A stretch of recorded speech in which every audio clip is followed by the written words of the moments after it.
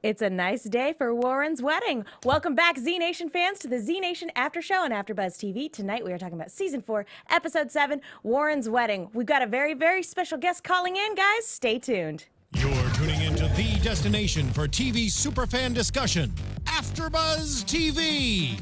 And now, let the buzz begin. Intentional misdirect. You all expected white wedding. No.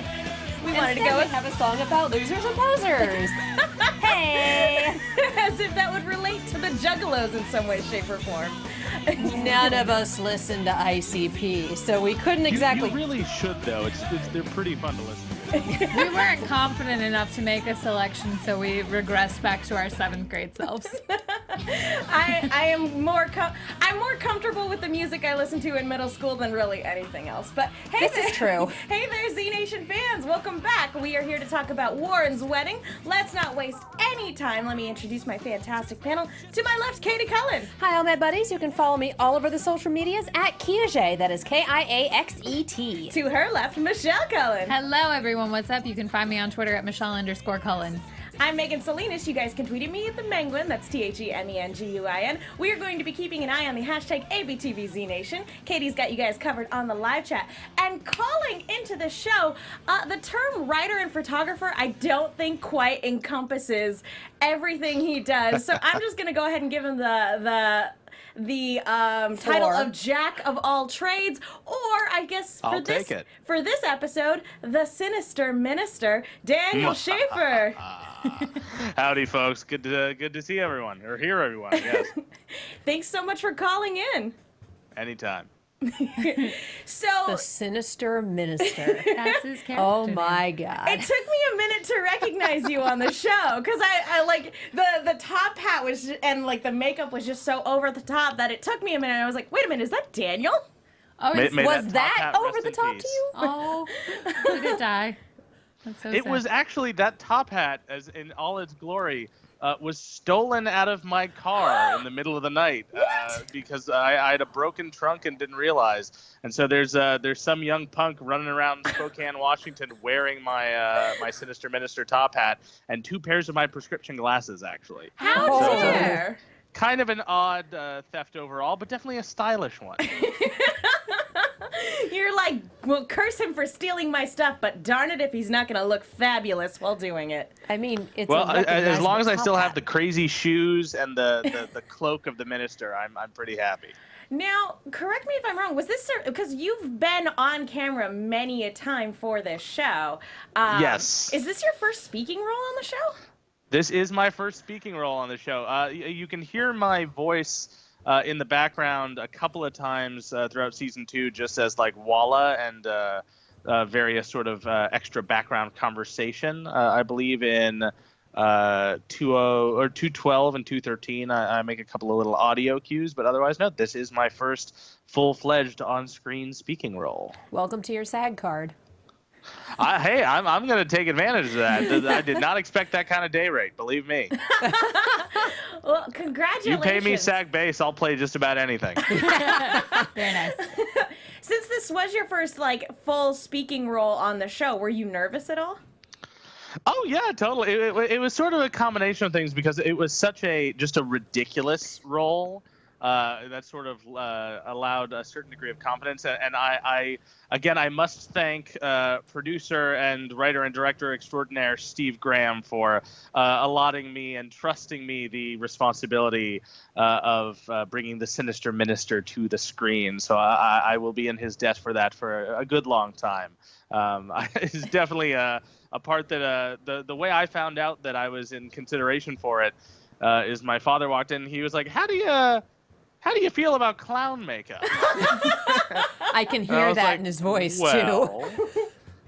And so, so then I had the part, and apparently it was written to a certain degree with me in mind, which I very much appreciated. All right. That's fantastic.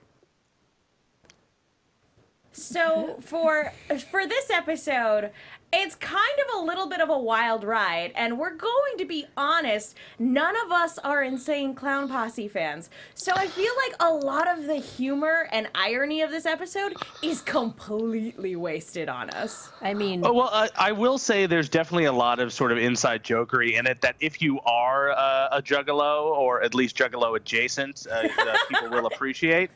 But I like the nice thing about it is it just does like lend us back to the realm of slapstick that sort of brings us back to our season 1, season 2 stylings nicely, and kind of lets us get back into the little bit of absurdity that we started with.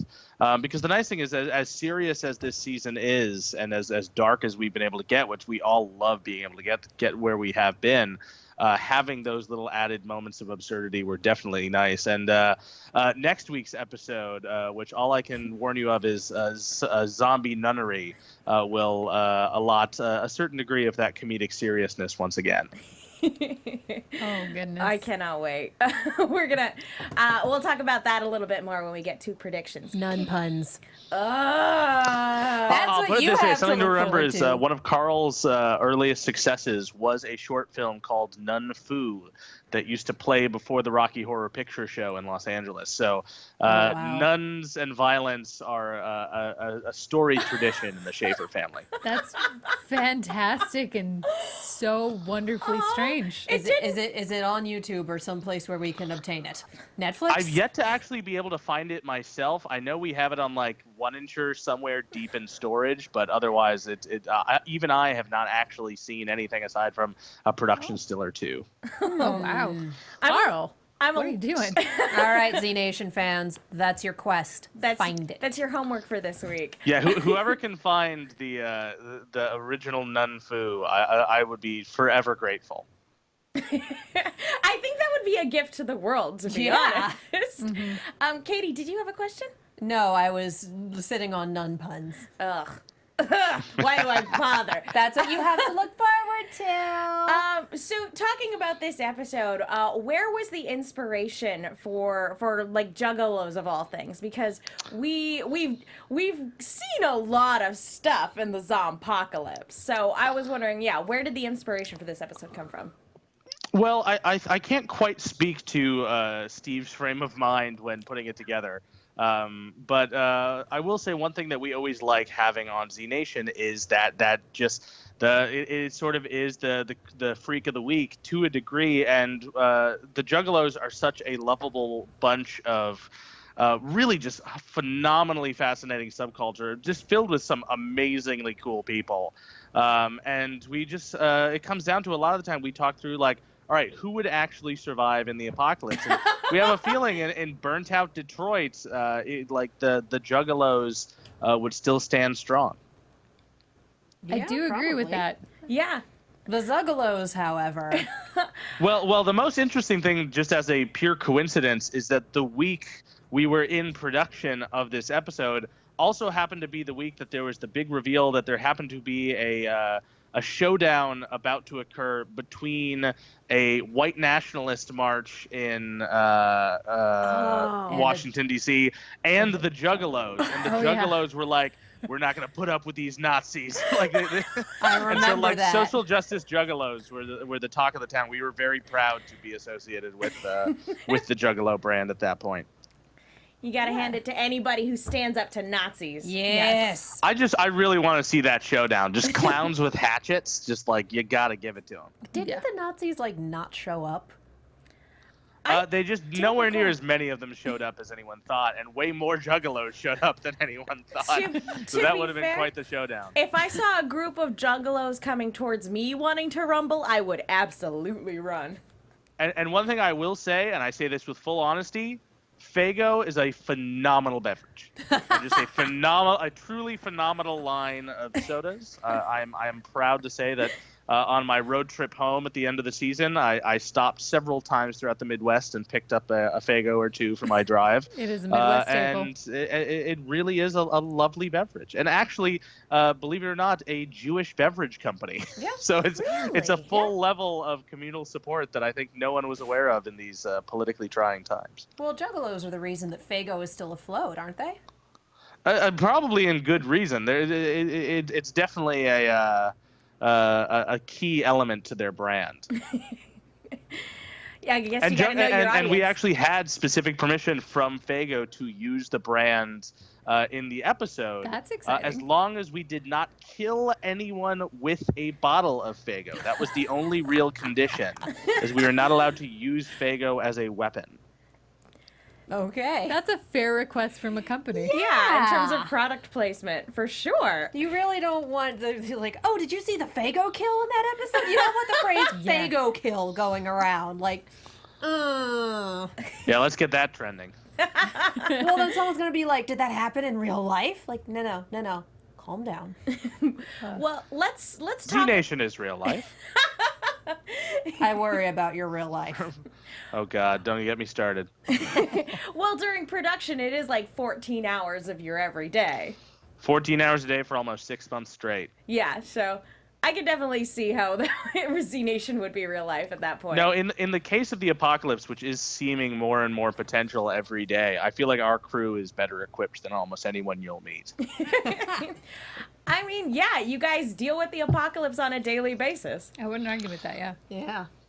Just grab the props and go with it. Who's got the Z-Whacker? All right, let's roll. I've got Reds Club and Warren Shield on the wall of my New York apartment as we speak, so You are prepared. That's I am fantastic. prepared. So this episode is an interesting one. We have all of the crazy juggalo stuff, but we also have Zuggalos. we also have our crew who is in mourning. And actually, this episode, talking about how certain things about this episode harken back to season 1.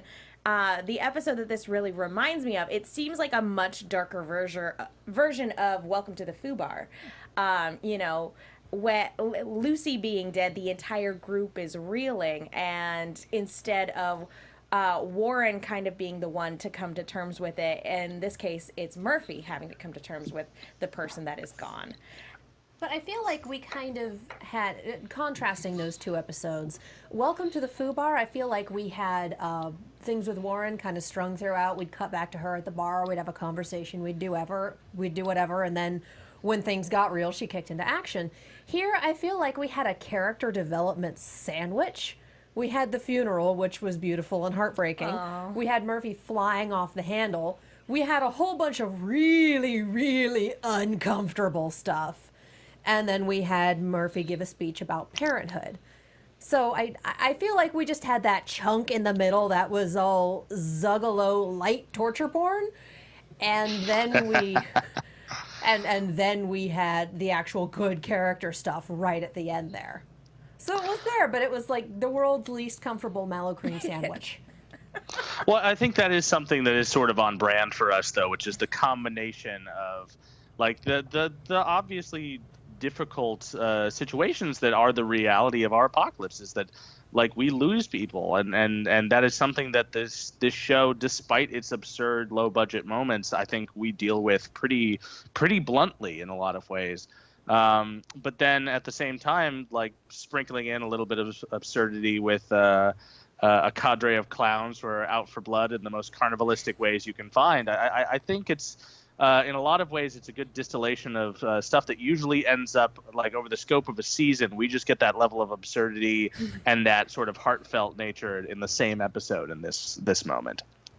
Yeah, I actually really appreciated the character development that we get for Murphy. Oh, yeah. Especially in contrast to where Warren is at right now in life, because she is so uncertain about herself, to the point where they see a woman in danger, Murphy is the one going, we have to do something, guys. We have a moral responsibility. And I can't say Murphy saying that without laughing. Well, Murphy wanted to go also in an kill odd something. way, one of the overarching things for Z-Nation is it is a struggle between humanity and the in an odd way, the zombie identity.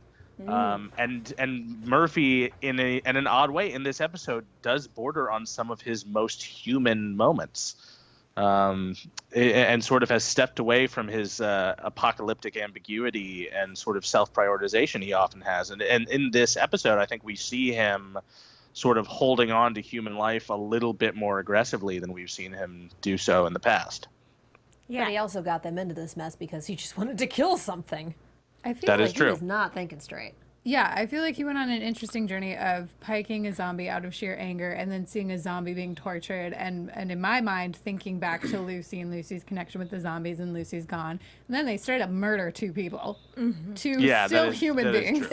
That's something that I feel like we're all glazing over is that Murphy and 10K and Doc just murdered 2 people. Murdered actual people. Well, that's not the first time in this show that's happened, and let's be completely real, it's not gonna be the last. Well, no, Yeah, but I feel this like was mildly unprovoked casual almost. murder is just an aspect of the apocalypse that you do have to face. Yeah. I mean, self-defense murder all the time in this show, but this was just like, did you look at me funny kind of thing? And You then look just at be It's me dead. almost like they tortured them for the past couple hours. No, this That was happened before. before they got This was tortured. before the torture Oh, that- I'm happened. This mixing is up how my they everything. got caught. That's right, I'm And mixing tied up to my the everything. Not only did they murder them, they straight up hacked them to pieces. Oh yeah, no, it's a Yugli one. He puts that sword cane to good use. I think what's interesting about Murphy in this episode as well is that when he sees where the crux of the conflict is coming from the Zuggalo family, that it's a mother-son dispute, that this is very much a parent and child disconnect, he also wants to fix it by but in the weirdest, most angry way possible because he can't fix what was wrong with the relationship between him and his daughter. Oh yeah, this No, is he's definitely able to identify with it as something that he's feeling quite differently than he has at any point in our previous seasons. This is very much an instance of knocking people's heads together and going, "Quit being stupid." Or I will pull this apocalypse over.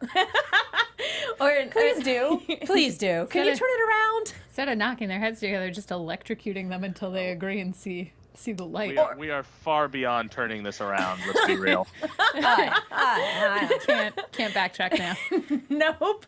It got so bad that he straight up murdered that woman when she refused to back down. It's like, okay, gonna get electrocuted now.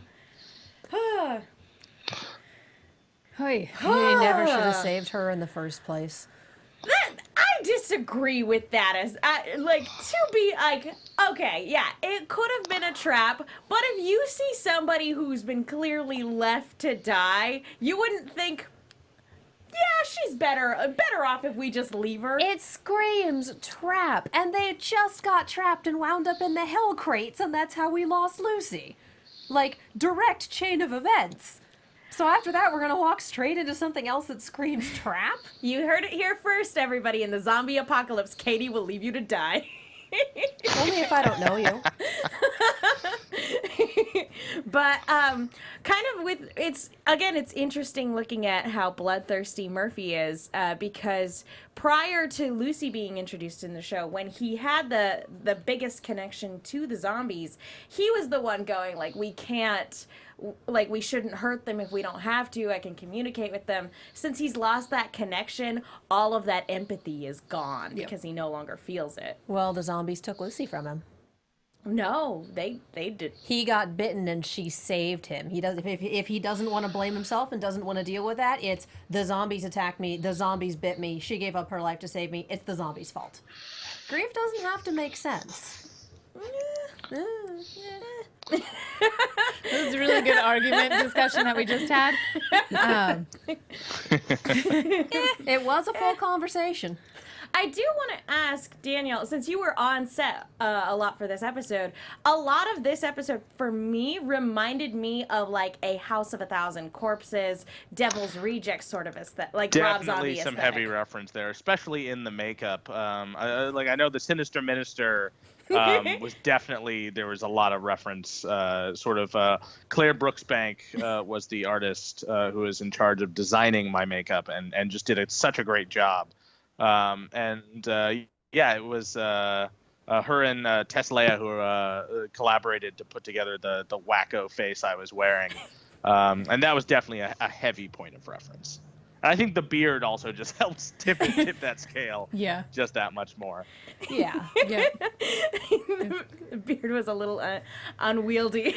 Yes, it was combed out to its Yeah, maximum yeah. potential. It was like combed up and out in ways I have never attempted before or since, and hopefully never will again. Hopefully, I will also never have to wear camouflage cargo shorts ever again in my life. That's fair. I was not personally a fan of the camouflage cargo shorts, but that's just me. Hashtag Zuggalo style. It was all a great look, and like the hair and makeup team and the wardrobe team, like Ashley Russell and the whole wardrobe team, just put together just the most amazing looks, like down to every last detail. Like I love that it's a detail that I'm not sure how actively it actually makes it into the episode. If memory serves, but I had this amazing belt buckle. I was wearing like a white leather studded Hot Topic belt with a world's greatest lover belt buckle. Oh my And I was God. just like for a man of the cloth, this is really, it was just, it was a very satisfying combination. Okay, but that cloth is camo cargo short. That cloth is camo cargo short. I actually have the Sinister Minister jacket and the shoes in my apartment here. I'm a big fan of stealing souvenirs off the props truck at the end of each season. So I have quite a few items that I probably should not have. But nevertheless, I do. Well, we were talking last week about the prop team's attention to detail, and in terms of attention to detail in this episode, that belt buckle definitely sounds like that hits the mark. Yep.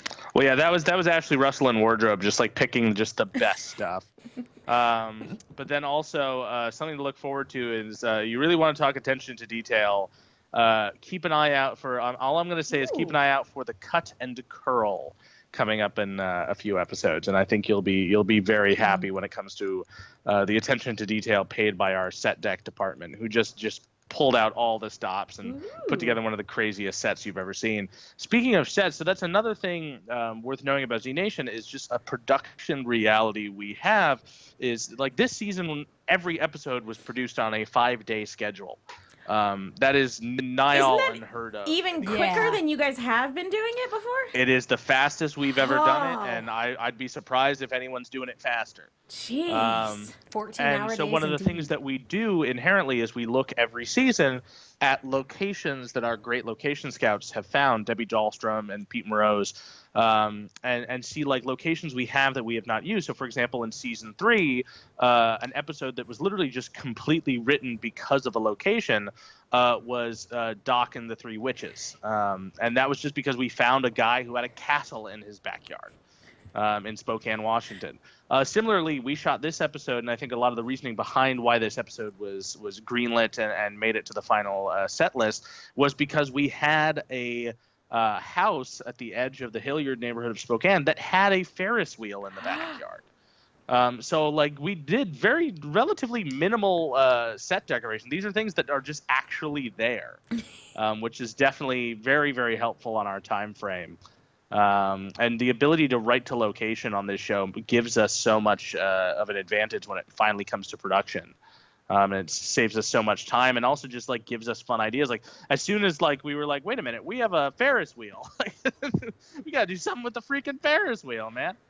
And thus the Carn Evil came to be. The Carn Evil. And then you wind up with the windmill full of corpses Cards Against Humanity card. Oh, we have a windmill somewhere, I'm sure. Somewhere. I'm sure there eventually we'll hit a windmill full of zombies. Yeah. Talking about location, I think the thing that really stood out to me in this episode was the blacklit set.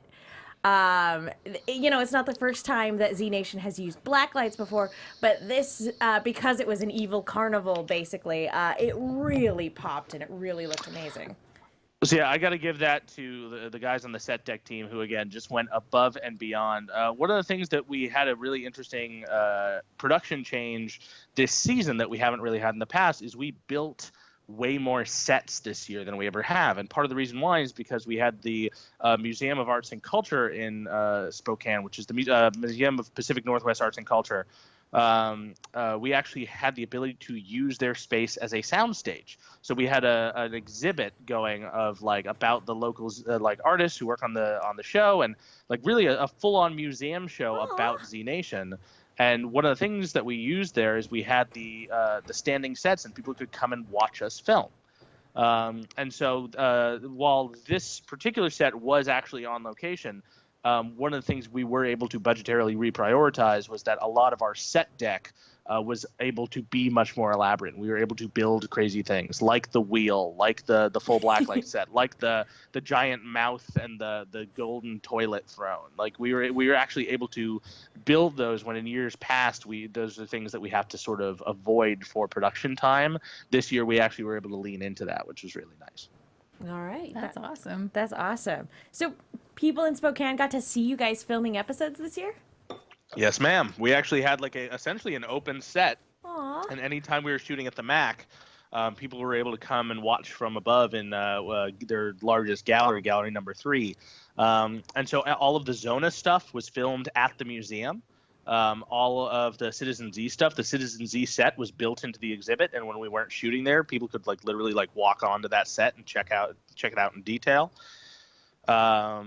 But yeah, it was a really nice thing. We actually had a woman drive up from Houston just to come see the set and see us filming for the day, and then drove immediately back down to board up her house before Harvey. So that was Wow. Wow. And so and it's just that kind of stuff made us so happy because what the exhibit was about was showcasing the incredible local talent that we have in Spokane, Washington.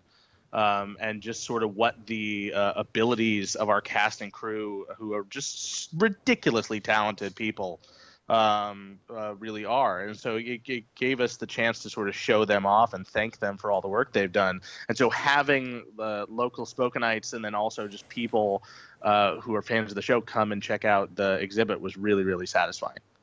Yeah, the relationship this show has with the city of Spokane will never cease to warm my heart. Whole lot of love. It's such a great town, and I think a lot of the sensibility and especially the humor of the show, in a lot of ways, comes from the people of Spokane, Washington. It has its own attitude. It has its own sense of humor. A little known fact that I'm always happy to talk about is that David Lynch, in an interview just after the original Twin Peaks aired, said that he got the idea for Twin Peaks while sitting in a motel room in downtown Spokane after a flight was canceled. And that the city is actually sort of what inspired Twin Peaks. And the funny thing is there's only one motel in downtown Spokane, and it's the Tradewinds Motel, where we shot episode 202 and threw a Murphy double off of the 5-story roof. We drove by that when we were There is up a there. little bit in there, so there is a little bit of overlap. And additionally, a lot of our cast and crew did work on the new Twin Peaks. That's awesome. Nice. Because that's a little Pacific Northwest overlap. So we like to think there's a little bit of a spiritual connection between our apocalypse and their surrealist, whatever you call it. I could definitely see this being the sort of apocalypse that would happen in the world of Twin Peaks, for sure. Yeah. Plenty of cults, plenty of weird stuff going on. Well, yeah, season 1 was Cult of the Week, season 2 was Freak of the Week, season 3 was what's Murphy doing now, and just every season there's always a little bit of an overarching theme that we tend to figure out over the course of things. And this season's Where the Hell is Warren Going? The season is You Okay? You okay, hon? You okay, girl? You doing all right? Okay? We have a comment in the live chat saying we need a Red Room spoof with zombies. It's actually that, believe it or not, has been brought up in the writer's room on 2 separate occasions. And again, if we're able to pull it off, we'll always be more than happy to. Oh, that would be stupendous. Can we talk about, as a group, just circling back to Absolutely. specifically about this episode, is Warren a past juggalo? Yeah! Yeah. I have think so many that questions. anyone worth their salt should spend a little bit of time, at least, getting to understand the juggalos as a people, as a culture. I will say I went in only having known one juggalo, for a kid from my high school who I was dear friends with. So I didn't go in with any judgment besides, oh yeah, that's what Jorge was into. Oh yeah, I remember that. And then actually listening to the music sort of in preparation for the Sinister Minister, a little bit of method to the madness. It really did. Like their music's pretty freaking great. Like I really actually quite enjoy it. And borders anywhere from like very, very skillful rapping to just some of the most horrendously comedically inappropriate music I've ever heard in my life. So it's definitely worth a listen. I will tell anyone who's a skeptic to listen to the Juggalos or listen to Insane Clown Posse at least once. Now, because it's definitely worth a listen through. Correct me if I'm wrong, because I really don't know, but I think I remember hearing a couple years back that the Insane Clown Posse was actually, in a weird way, satire. Like, it's kind of like several meta layers. Like, not necessarily if a joke, it is, but they've gone deep. That's all I've got. like, it's a deep, deep cut. I might be completely wrong on that. I wouldn't be surprised. I think it's in the same way that Die Antwoord started as like a comedy troupe and turned into a phenomenon all its own. So either way, they make a lovely product, and they are a lovely people. And actually, a few of the extras we had on the show were like actual juggalos who could Nice. speak to the culture, and they were big fans of what we were doing, as ridiculous as it was. I'm always happy to. I'm down with the clown. I gotta say. That must have been very helpful in terms of like actually getting it from the Juggalo perspective and bringing that into the show. As far as this episode goes, Warren, you know, the big sort of kind of, I want to say the big conflict is Warren kind of versus the Juggalo King or the Zuggalo King in this regard. And I want to ask everybody here, Daniel included, if you had to go up against a Zuggalo, would you want to do the trivia or would you want to do the rap battle? The rap battle. Rap battle. The rap battle. I know none of the trivia. That's just- I feel oddly somewhat confident when it comes to the rap battle, and for no particularly good reason, but I feel like I could at least hold my own slightly better than I could in the ICP trivia. I mean, none of us are Lin-Manuel Miranda, but we can at least make stuff up on the fly. I would be bad at both. I would be so terrible The at funny both. thing is, like, Kalita was very, very worried about that. She was like, she thought it was actually like, she thought it was a real potential threat to sort of her cred a little bit, and I think she did phenomenally. I thought it was She like a did. super, super fun part of it. I thought she did better than he did. her attitude and her nonverbal acting throughout this entire episode was just so on Yes. point, and it was classic Warren. That Yes. Kalita, you nailed it, girl. No, Kalita always kills it. She's just like so the heart and soul of this show, and just has such a great attitude at all turns. For sure. Yeah, just the entire, the look on her face the entire episode. She's like, really? This is what we're doing? Really? Okay, fine. I'm going to school you. I didn't even want to be here, I said we should just keep moving. but no. Don't get off the boat. And just drinking the mystery drink, which I think I read is called Pruna. Some good old Pruno. That Good yeah. old If you've Pruno. never had you some Pruno, definitely don't. Yeah, I'm busy. It's actually our piece of mythology is it was actually brewed in the toilet throne because Pruno is technically toilet wine. Yeah. That is yeah. like the so it was brewed in the throne, which by the way, just one of my favorite little touches, having in that last scene actually spent a good deal of it bent over the toilet throne. Our set deck lead, Colin, made the lovely choice of putting a spray painted gold fake turd in the golden toilet. So that I thought that was just a nice touch. Again, attention to detail. Wow. So I love set dress people. Set deck. I do want to talk a little bit about the former Zuggalo Queen. You know, after they save her, it doesn't take long to prove that it actually probably was a mistake.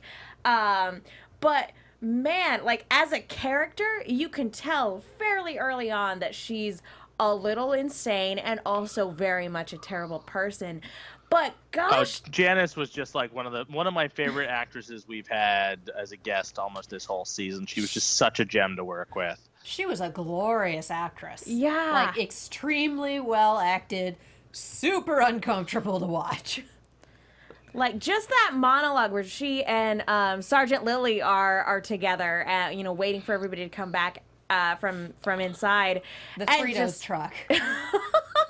It was just this phenomenal. Like I could definitely see somebody taking that monologue and using it as like very much a part of their audition process. They're like, "Hey, I've got to do a dramatic monologue. This is what I'm gonna do." Forget that. I'm pretty sure I've had a conversation like that in the Midwest. Like if you go to rural town Wisconsin, that's not that far out of the realm of reality. I might get a lot of hate for that sentence, but it's because it's happened to me. She pulled off that part just so well and gave it so much spirit. It was a really fun thing to have her on. Yeah, how did you guys find her? Because she was just absolutely stupendous. I'm trying to remember if she was an LA or a Spokane local. I believe she was LA because we actually had a little bit of a production hiccup and actually had to send her home for a weekend and then fly her back up to do a couple of scenes that we were not able to get to on the initial run. But yeah, her and Gracie, who plays Sarge, just had such great chemistry and were just so funny together. I really, really enjoyed that dynamic. Yeah, Sergeant Lily as the straight man in that scenario was just so funny. Sarge also did not want to be here today. Nobody did. Nobody wanted to be here. Just that dead-eyed stare that she wore for 90% of her screen time was just like, yes, yes. I am listening Yeah, politely. no, that was an appropriate reaction. That was also one of the worst weeks of smoke that we've had in Spokane in a while, and poor Sarge was having a little bit of trouble breathing, and was a real trooper that whole week. But yeah, that was a fun one production wise because we were all hacking up a lung by the end of it. I'm sorry. Yay, fire. That's never any fun. I do also want to give a shout out because I saw Sarah Coates post this. Her sister-in-law was the zombie whose head was in the ground. Oh yes, I forgot about that. She tweeted that and I was like, that's fantastic. And she just was saying something like, it runs in the family. So Pie Girl's sister-in-law was a zombie in this episode. We definitely keep it in the family. Oh, for sure. I love Which that. is a bad thing when you're Zuggalos. Ooh. I feel like, and this is kind of what I picked up from the dialogue there, that mom and dad were Juggalos and raised the Zuggalo king in the lifestyle, and that he didn't really want to do it. Because we got all that, why couldn't you just be a normal mom? There was definitely a little bit of darkness to that relationship, but I cracked up real hard when we just rolled the dad out of the closet. I have to ask. Like, oh, honey, was that an overt Texas Chainsaw Massacre reference, or was that kind of, again, harkening back to season 1 with sort of the cannibal episode where you have like the sort of head of the family who's no longer sentient, so to speak? I think it's a little bit of both. It's definitely there's a slight combination there, and here on Z Nation we're definitely big fans of referencing horror and other genre films that we just adore. So that I would not be surprised if Steve had that one under his hat while he was working on this particular piece. Yeah, because he wrote and directed this episode, right? That's the way we do it here on Z Nation. That's a big element to actually sort of what makes us producible and a great thing that Carl does, and sort of a principle that Carl goes by when hiring people for the show, and also when just giving people their marching orders, is he keeps a crew who won't let it be bad, who are all like personally invested and love what they're doing. And so a great way of doing that is if you have the writer and director on the same as the same person. It simplifies a lot of the process because the writer then ends up writing things that they know they can produce. And so especially like having that extra touch, because in television a lot of the time the directors are really sort of they come in, they go relatively quickly, but on Z Nation I'd say 100% of our directorial staff does have at least some other role on the show. Like we had Keith direct one this year. Jason McKee, our VFX supervisor, is one of our directors. Abram Cox, is the writer director. So we have a lot of that cross pollination on the show because it's sort of like the people who work so hard are rewarded for working so hard. And B, it sort of keeps a level of producibility on this show that makes it feasible on a 5-day schedule. Yeah, and not to mention when you guys are working together so much, and you've got these same people coming in who are already kind of connected to the show. It kind of, because you have such a short production time, it makes it a well-oiled machine, so you can kind of streamline the process. Yeah. Yeah, and that's one of the hazards you run, like just having someone come in and come out is like they come in, direct their episode, and then they're not there throughout the post of it. And so like having like Dan Merchant, who's one of our directors, and having him be present to help run the post of his own episode makes a pretty huge difference. And having Abram be able to prep his episode over the course of a couple of weeks, just like chipping everything away to make sure it's all ready to go before we even start, allows us to get away with the fact that we don't always have the time for prep days, which on this show is really difficult sometimes. Like we literally go 5 days on one episode and then immediately into the next episode with no real balance in between. Usually you need at least a couple of days to prep in between. Yeah, I think, oh, go ahead. No. I think some of my favorite episodes are the ones where cinematographers are also the directors. Yeah. Oh yeah, like Alex Yellen just does such a great job, and like Alex Yellen and Fetty are just both such like talented guys. And then we have also Peter Green as one of our DPs this year. He's a big presence in the 600 Cam reunion, and it's just having like really talented people at all turns churning out good product, and it makes a real difference on a show sort of that works at our budget and our speed.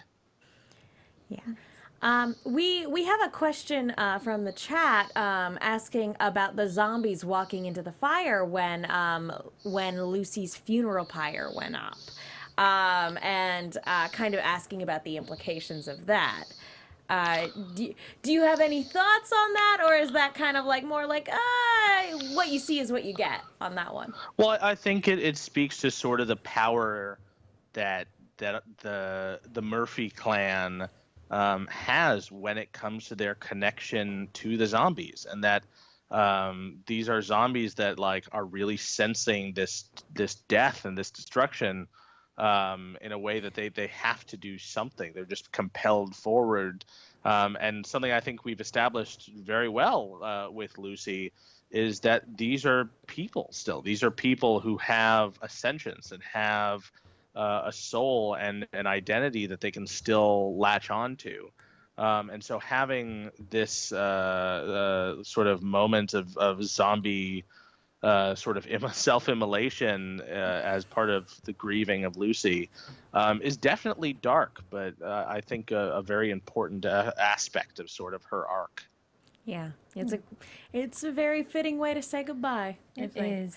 Go ahead. We had an emotion sandwich this episode. That was the top slice. We did. I think I saw Craig tweet that this is one of the highest watched episodes on a Friday night. Is that correct, Daniel? Would you know that? I have to double check the ratings for this episode. I think it was really high yet. However, what I've gleaned from certain hashtags and reviews is that it's kind of a mixed reaction to like. This is definitely it's been a divisive episode for sure. Because like the people who love it.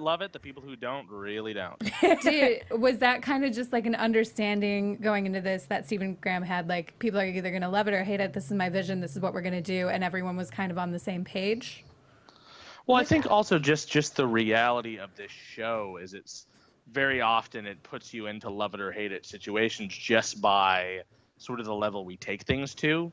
And I think one of the things about this episode that makes it divisive is also it comes off of such a deeply emotional episode, and an episode that really is kind of like, for lack of a better term, kind of hard to watch in a lot of ways with Lucy passing. That this episode is sort of bouncing us back into absurdity, while it's definitely sort of on brand for us, is kind of jarring. But at the same time, I think it really fits who we are. This is a show that we go from really dark and serious things to, are those fucking juggalos like at 100 miles an hour? And I think this was just a good distillation of sort of the way that this show works. I agree with that. Yeah, I do. yeah. I mean, so far this season, in the best way possible, I personally have had to sit and think a while about how an episode makes me feel. Yeah. Which is a lot of growth as a show, because season 1, I was just like, this is hysterical. What am I watching? Look at that wheel of fantastic. cheese. Look at that wheel of cheese. Look at that Liberty Bell taking out those zombies. It's definitely grown, and I see both sides of the love-hate of, I know nothing about juggalos, so this feels like it's not catered to me, but it shouldn't have to be catered to me. It's catered to everyone, and it's like... Well, I feel like juggalos are at least somewhat in the zeitgeist, to the point where I feel like it was a subculture that we at least had some anchor to taking on. It was either that or Beliebers, and I think we made the right choice. I love that it was the juggalos, and I think that that's really cool that Z Nation showcases those aspects of society within the apocalypse, the things that you wouldn't think about when you're focused on just survival. to be realistic, I'm pretty sure we have a solid juggalo fan base. Well, Like, just talking about the think taste you of this do. show, I feel like it overlaps pretty solidly. Yeah. Well, and I feel like juggalos are less likely to burn the world down at being slighted than believers are. True. Yeah. To be Definitely fair, yeah, a true. little bit more afraid of believers. I know that there were a couple ICP guys on set, but did you guys reach out to them beforehand? I'm not entirely sure. I know we reached out to Fago, but I think reaching out to ICP, I'm not sure. That would have been on the production side of things, which I was not as tied into on this particular episode. Just because I was preparing for my role, but no, it's definitely I hope that even in the absurdity, I hope that we did them justice, and I feel that we did our best to represent them in both a positive and ridiculous light, as horrific as they were, but I think that we sort of it's an equal opportunity apocalypse of nonsense, and that we do our best to make fun of everyone and to also give everyone their shot at the same time. Well, I feel like we almost had the Juggalo spin-offs here with the Zuggalos, which is why we started with Pretty Fly for a White Guy. It's like they're trying real hard to be Juggalos, and it's like, you're doing your best, but you're missing the point. Little too high on recycled OxyContin. Yeah. Yeah, that was one of my favorite little touches for this episode was oh boy. I mean, when you're addicted, recycling. that's a creative solution, to be sure. Yep. I do have a question that kind of segues into news and gossip. I'm just going to go with it now. Absolutely, go for So, Steven did really great at highlighting the different attributes of being a juggalo within the episode, with the Fago and the whoop whoop. And the other things, and then we threw in the pinky thing at the wedding, and I have to ask, is that specifically inspired from the news story that broke in 2016? Do you know? Say that one more. You actually cut out just as you were saying that last part. Oh, no. The what at the wedding? The pinky. The cutting off of the pinky, like we're married now, and we're gonna cut off the pinkies in exchange and then eat them later. No, is that? I actually am not aware if that's a reference, but I would not be surprised if it was. Oh, so this is news and gossip. Okay, we're going straight into news and gossip, guys. 'Cause AfterBuzz TV News. fun fact for all of those listening, because I'm a nerd and I had to look this up. I just had to. They talked about this on My Favorite Murder at one point. Well, not everyone listens to that. recognize So a Wisconsin juggalo got sentenced to 3.5 years of prison last year for committing a crime last year in August 2016, where there was a consensual situation where a woman willingly let her arm be cut to have her blood drunk from her arm, vampires, and then offered to have her pinky cut off. So they cut off her pinky, and the guy who did it, who is now sentenced to prison, put it in the freezer to eat later, and it was all a personal effed up tribute to their friend who passed away, who was also a juggalo. So it was a weird juggalo wake where they decided to cut off a pinky to eat it later. Definitely news to me, but I would not be surprised if Steve stumbled across that in his In his digging research? through things. Yeah, so that was based off of real life, in my opinion. I'll double check with Steven, but Fun. Are Yeah. we sure they weren't high on recycled Oxycontin? Because, geez. May not have been recycled, but I'm pretty sure something was going on there there. was, according to the report, there was no alcohol or drugs. It was Oh a purely my consensual God. Gracious. situation. Oh, jeez. Well, people got to live their lives the way they. Yeah, sure. Yeah, I Well, I'm gonna leave suppose that so. one be. you're welcome for that. I'm afraid it doesn't look like we have any time for predictions this time around. Suffice to say that it's going to be fun, like Catholic school flashbacks next None episode. Daniel, thank you so much for calling in. Do you have Absolutely anytime. Do you have any other upcoming projects that you can tell us about? I know NDA stuff. Just definitely keep an eye out. There's some stuff coming down the pipe. Nothing worth entirely mentioning yet. You can follow me on all of my various social medias at Outlier Imagery. That's OUTLIERIMAGERY. That's .com, at Gmail, at Instagram, at anything you like. So drop me a line if you're curious. But otherwise, definitely keep an eye out. And I don't think you'll be able to comment on this, but we do have one more question from the chat. Any word on a renewal for season 5 as of yet? Nothing I've heard, but there's always murmurs brewing. So we'll see when we see. All right. So keep watching it, keep reviewing, keep talking about it, keep buying the subscriptions on Amazon and iTunes. Tell keep your doing friends. The thing. Watch on Friday. The higher our ratings, the more likely we're coming back. That's always the way it works. So the more people you get watching, the more people you get Netflix in, the more activity we get on social, the happier SyFy is to bounce us for season 5. So however you consume the show, consume it as much as you can, and keep us posted to how you like it. Well, again, thank you so much, Daniel, for calling in. Anytime. And I'm more than happy to call in again. I actually, once again, helped write the finale this season. Oh, fun! So Carl and I co-wrote the finale this season and had the lovely Abram Cox directing. So hopefully I'll be calling in on that one and speak to you guys soon. Awesome. Here's hoping. Again, thank you so much. It's been wonderful talking to you. Hope to talk Pleasure to you again as soon. always. All right. Well, that basically wraps it up for tonight. Michelle, where can people go if they want to find you? If you want to find me and talk to me, you can find me on Twitter at Michelle_Cullen. I'm Katie Cullen. You can follow me all over the social medias and on YouTube and Twitch at Kiaxet. That is Kiaxet. All of my shows are back. We're doing the thing. Most of them are animated. Star Wars Rebels is later tonight. Transformers Robots in Disguise series finale is tomorrow at 7 p.m. We're going to have a party. It's going to be great. We're going to try real hard not to be sad. And Ruby is back on Wednesdays, also at 7.